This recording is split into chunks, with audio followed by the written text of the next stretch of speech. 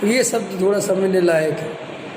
अनंत वीर्य द्वारा, ऐसा लोगों के मन में बहुत प्रश्न आता है कि भगवान अनंत बल के धनी हैं, तो वे अनंत बल का करते क्या है? ख्याल में है कि नहीं आया? क्योंकि अपन जगत में जब किसी के बल की चर्चा सुनते हैं ऐसा वो बहुत बलशाली है, तो बलशाली का अर्थ क्या समझ में आता है कि भाई वो कुछ ना कुछ तो दूसरों को ताकत करता होगा, किसी का भला या बुरा कुछ तो करता होगा, है ना। और आप तो वीतरागी हो, और वीतरागी व्यक्ति के लिए बल की क्या आवश्यकता है? साधु के लिए बल की क्या आवश्यकता है? कोई आवश्यकता तो नहीं समझ में आती। लेकिन जिनेंद्र भगवान को वो कहते हैं साहब अनंत वीर्य प्रकट हुआ। अनंत वीर्य माने अनंत बल। तो अनंत बल प्रकट हो गया, तो जब उनको जगत का ना अच्छा करना है ना जगत का बुरा करना है, तो फिर बल की क्या आवश्यकता है? बल की फिर क्या आवश्यकता है? तो देखो क्या इसका मतलब है, क्या टोडरमल जी सामने देखो क्या गजब की बात लगी। अनंत वीर्य द्वारा ऐसी सामर्थ्य को धारण करते हैं। कैसी सामर्थ्य को? कैसी सामर्थ्य को? कि सारा लोकालोक उनके ज्ञान में झलकता है, फिर भी वे जगत के पर पदार्थों से, उनके द्रव्य से, उनके गुण से, उनकी पर्यायों से किंचित मात्र भी प्रभावित नहीं होते। ख्याल में ना ऐसी सामर्थ्य हमारी और आपकी क्या हालत है? बोलो सच बताओ। किसी का अच्छा मकान देखा तो, किसी की अच्छी दुकान देखी तो, किसी की अच्छी नौकरी देखी तो, किसी भी चीज़ में लगाओ, किसी के बढ़िया साड़ी देखी तो, कपड़े देखे तो, बच्चे देखे तो, भाई बहन देखे तो, पत्नी देखी तो, पति देखा तो, कहोगे कि नहीं साहब इसकी पत्नी कितनी सुंदर है, कितना सुखी होगा। लगता है इसका घर कितना बढ़िया है, मुकेश अंबानी का घर देखो साहब क्या बना हुआ है, कितना बड़ा घर, कितना मजा आता होगा। तो हम तो प्रति क्षण क्षण हर समय हमारे ज्ञान में, जबकि इतना कमज़ोर ज्ञान है कि हमारे ज्ञान में तो सारा लोकालोक झलकता ही नहीं अभी है। झलकता है? कुछ नहीं झलकता।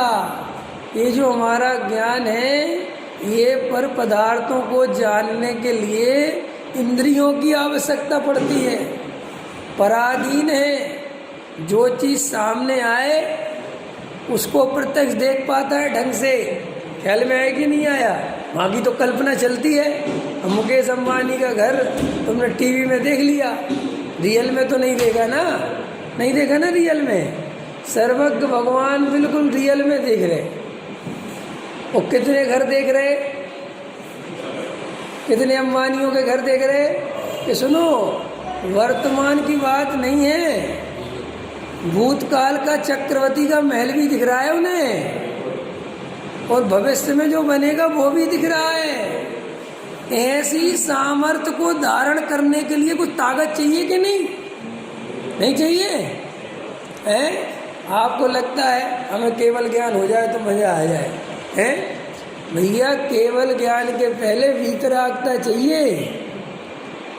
अगर तुम्हें ज़्यादा भविष्य का ज्ञान हो जाए मोह राग देश के रहते हुए, तो तुम्हें मेंटल हॉस्पिटल में भर्ती कराना पड़ेगा। हाँ, मैं मजाक थोड़ी कर रहा हूँ। अब तो वैज्ञानिक भी ये बात बहुत मानते हैं। इस पर कितनी कितनी रिसर्च हुई कि अगर व्यक्ति का ज्ञान बढ़ जाए और उसके अंदर मोह राग देश कसाएं हों तो वो पागल हो जाए। इसलिए प्रकृति में बैलेंस बना हुआ है। जब तक वीतरागता नहीं आती तब तक अरे और चलो, मनय पर्याय ज्ञान भी किन्हें होता है? किन्हें होता है?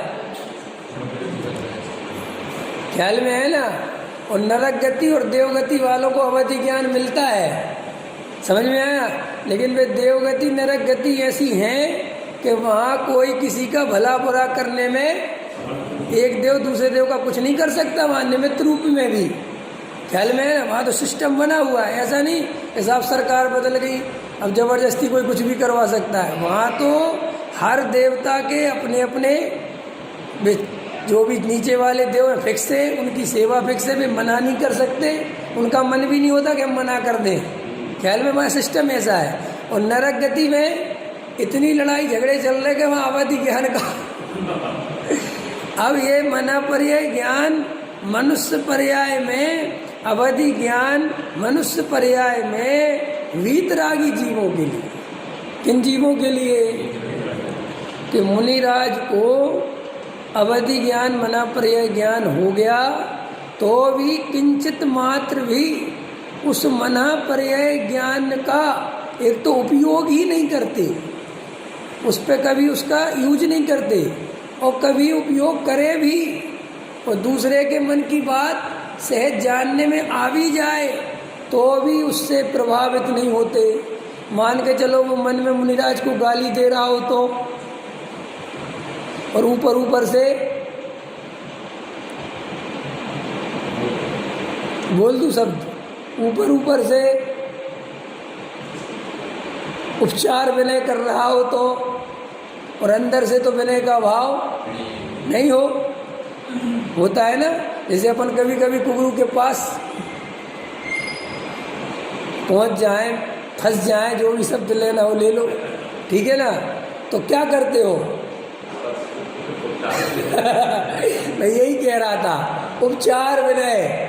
तो ठीक है साहब, अंदर से तुम्हें पता है तुम्हारे पास कुछ भी नहीं है, फिर भी अभी सामाजिक दृष्टि से, लौकिक दृष्टि से आ गए हैं यहाँ, और हमारा इतना कर्तव्य है कि हम आपको सहज ही उतना एक आदर दे।